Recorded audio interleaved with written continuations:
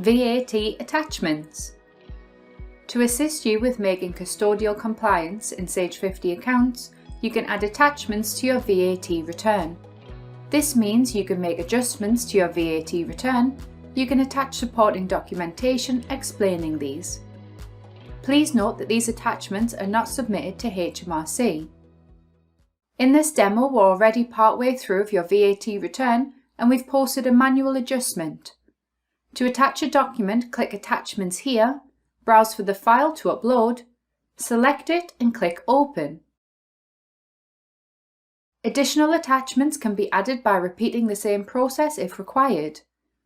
In this example, we'll only add one attachment. To close the window, click OK.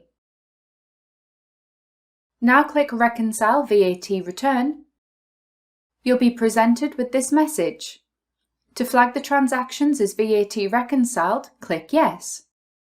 Once you've reconciled your VAT return and you're on step 3, you can see the Attachments section at the bottom right, which includes the options to add further attachments and to view existing attachments. To manage attachments included on the VAT return, click Add Attachments. Existing attachments are shown here. New attachments can be added here.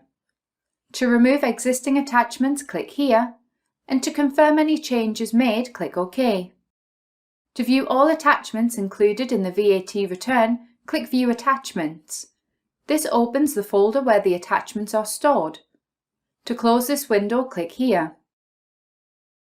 To close the VAT return window, click Close. VAT returns can be revisited at any time. To do this, double-click the required VAT return. To add or view any attachments, click the relevant button here. You have now learned how to add attachments to a VAT return within Sage 50 accounts.